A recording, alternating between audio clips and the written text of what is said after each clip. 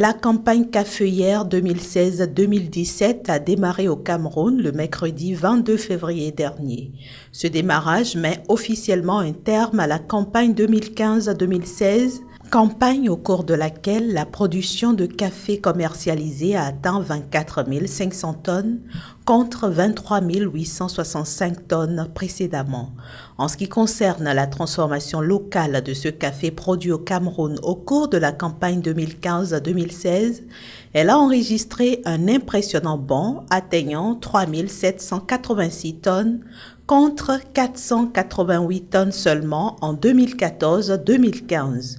Un bond essentiellement dû à l'intensification tout au long de l'année 2016 des campagnes de promotion de la consommation de ce café camerounais organisées par l'interprofession cacao-café.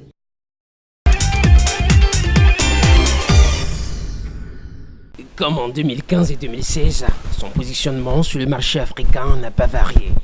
La bourse régionale des valeurs mobilières est la 6e bourse africaine du moment et fait désormais partie des 6 bourses frontières du continent, classées derrière les 2 seules bourses émergentes du continent, l'Égypte et le Kenya. Il est vrai que quand on fait le bilan, on regarde quelques indicateurs clés pour voir si ces indicateurs-là ont été au vert. Je voudrais rappeler qu'à la fin de l'année 2015, nous étions première bourse africaine en termes de performance, en termes de progression de l'indice composite, avec 17,77% de progression. Beaucoup se sont demandé est-ce que nous maintiendrons cette performance-là en 2016. Dressant le bilan de la BRVM au terme de l'année 2016, le Togolais Edekossi Amenouvé s'est réjoui des performances enregistrées par l'institution qu'il dirige.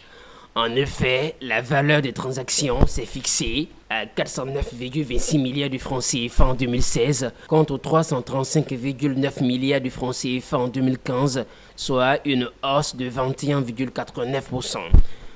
La capitalisation du marché obligataire a quant à elle progressé de 58,89% sur l'année, passant de 1579,23 milliards de francs CFA à 2509,26 milliards de francs CFA. Nous avons enregistré 470 milliards de nouvelles additions à la cote de la BRVM, ce qui explique pourquoi, malgré la baisse des cours, nous avons pu avoir une capitalisation plus importante que la capitalisation de 2015. Les progrès réalisés par cette bourse africaine ont été salués par les responsables de la Société financière internationale à l'occasion d'une visite à Abidjan. Au Burkina Faso, Afreximbank, la Banque africaine d'export-import, accordera un financement de 1,5 milliard de dollars au gouvernement afin de l'accompagner dans son plan de développement quinquennal. Il s'agit d'un engagement pris par le président de la banque, Bénédicte Orama, au cours d'une visite effectuée par une délégation de l'institution à Ouagadougou. Sur les 83 initiatives que comporte ce plan de développement quinquennal, la banque a identifié 15 projets qu'elle pourrait accompagner. Ces projets sélectionnés par la banque s'inscrivent dans l'ambition portée par son plan stratégique Impact 2021. À travers son plan stratégique Impact 2021, Afreximbank vise principalement l'accélération du commerce intra-africain et l'industrialisation du continent, tout en se focalisant sur le développement de ses capacités d'exportation. Il faut préciser que les financements iront dans les secteurs du textile, des hydrocarbures et bancaires. Les fonds viendront certainement soulager le gouvernement burkinabé qui envisageait la mise en place des usines de transformation de matières premières.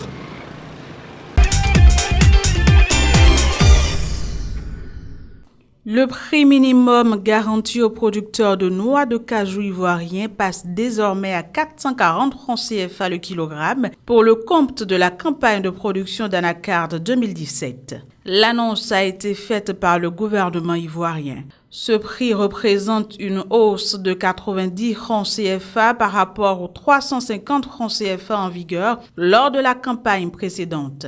Il est obligatoire et s'appliquera à toute noix de cajou bien séchée, bien triée et ne comportant aucune matière étrangère. En relevant le prix aux producteurs, le gouvernement ivoirien satisfait ainsi aux nombreuses sollicitations des producteurs de noix de cajou ivoiriens.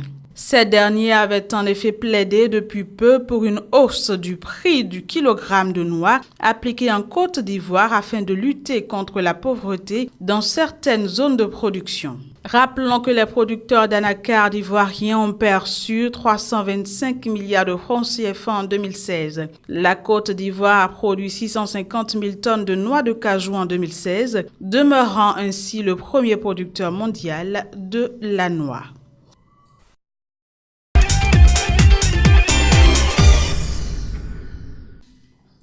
La campagne cotonnière au Tchad accuse 3 mois de retard et la prochaine campagne de productivité est aussi fortement menacée. À l'origine de cette impasse, le manque de financement. Et pourtant, le 14 novembre dernier, le gouvernement tchadien était autorisé à donner son aval à 2 emprunts d'un montant de 124,7 milliards de francs CFA contractés par la Société cotonnière du Tchad, Société Nouvelle, Coton Tchad SN, auprès du pôle bancaire pour le financement de la campagne cotonnière 2016-2017 et la campagne de productivité 2017-2018. Le crédit de campagne cotonnière devrait permettre l'achat de coton-graines aux planteurs et de payer les frais liés à cette opération. Il s'agit entre autres des frais de transport du coton-graine des zones cotonnières jusqu'aux usines d'égrenage, des frais d'égrenage et de mise en balle, des frais d'intérêt sur crédit campagne, des charges d'assurance couvrant l'activité coton et le transport de la fibre des usines jusqu'au port de Douala au Cameroun.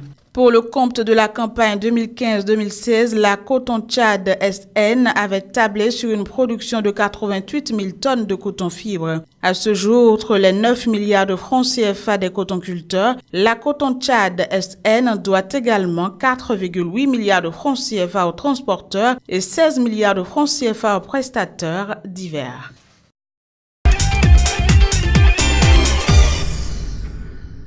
Les villes de Marrakech au Maroc, Johannesburg en Afrique du Sud et Alexandrie en Égypte trônent au sommet d'un classement consacré à la qualité de vie dans 100 principales villes africaines. Pour élaborer ce classement, publié mardi par le magazine Afrique Méditerranée Business, des capitales mais aussi des villes les plus peuplées ont été passées au crible par des chercheurs qui ont collecté pendant un an une série d'indicateurs. Des indicateurs qui ont permis d'évaluer les performances des villes dans divers domaines tels que l'habitat, les infrastructures, les transports publics ou le développement économique.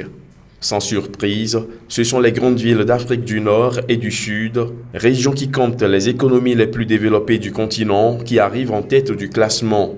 3 villes marocaines, Marrakech, Casablanca et Rabat, se classent parmi les 8 premières. Ces métropoles se positionnent devant la ville sud-africaine du Cap, mieux dotée en infrastructures, mais desservie par son insécurité et ses inégalités sociales, et qui occupe la 9e place. Libreville 20e et Dakar 23e tirent également leur épingle du jeu. En queue de classement figurent des villes déstabilisées par des conflits, des tensions sociales ou sécuritaires, comme Bamako, Kinshasa, Pointe-Noire et Bangui.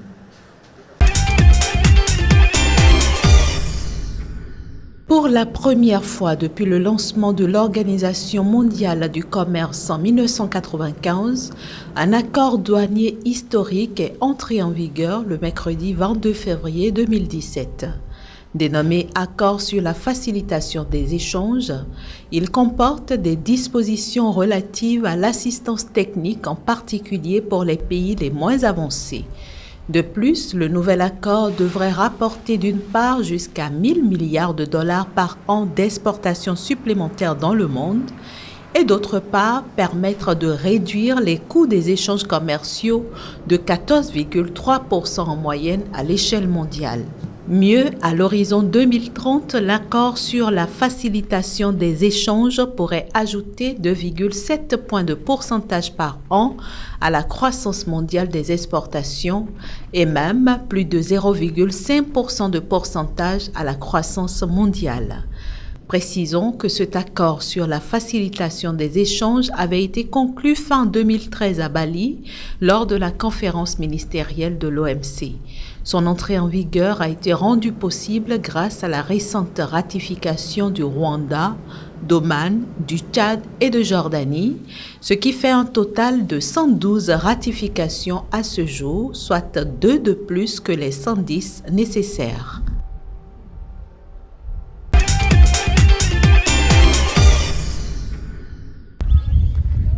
L'Éthiopie, le Kenya, la Somalie, le Soudan du Sud, l'Ouganda et la Tanzanie traversent une période difficile. La sécheresse dictant ses lois, les prix du maïs, du sorgho et d'autres céréales et produits alimentaires atteignent un niveau record. Les conséquences sont alarmantes en termes d'insécurité alimentaire. La FAO donne l'alerte. En Somalie, par exemple, les récoltes de maïs et de sorgho devraient connaître une chute de 115% par rapport à leur niveau habituel. Et ainsi, plus de 6 200 000 personnes se retrouvent en situation d'insécurité alimentaire, surtout dans les zones rurales. J'ai 75 ans. Je n'ai jamais entendu parler d'une sécheresse si sévère. La sécheresse affecte aussi les éleveurs qui achètent les céréales plus chères alors que les revenus qu'ils tirent du bétail vont en baissant. La situation fait de nombreux déplacés. Les gens laissent derrière eux une partie de leur famille parce qu'ils sont trop faibles pour se déplacer. Ils viennent ici et ce que j'ai vu aussi, c'est que les gens partagent leur nourriture avec les animaux et avec leurs chameaux. La distribution a commencé le 14 février. Nous poursuivons jusqu'à la fin du mois et nous couvrirons 36 régions, partout où vivent des personnes dans le besoin, des communautés d'accueil et des personnes vulnérables qui n'ont pas de nourriture. Cette situation en Somalie a également fait augmenter les prix du lait, qui a fait un bond de 40% cette année dans la région de Djebo, en Somalie.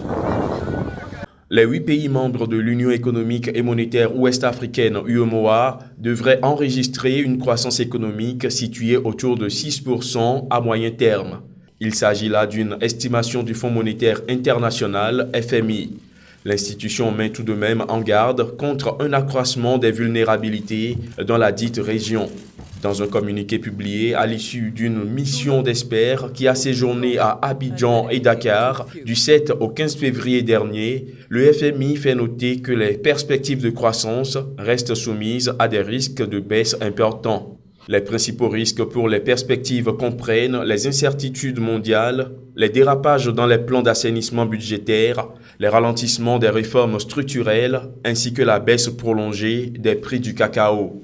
Par ailleurs, l'institution a recommandé aux pays de la région de réduire les déficits budgétaires à 3% du PIB en 2019 par le biais d'une mise en œuvre rapide des réformes visant à accroître la mobilisation des recettes, à améliorer l'efficacité des investissements publics et à renforcer la gestion de la dette afin de créer un espace budgétaire pour les investissements dans les infrastructures et les dépenses sociales.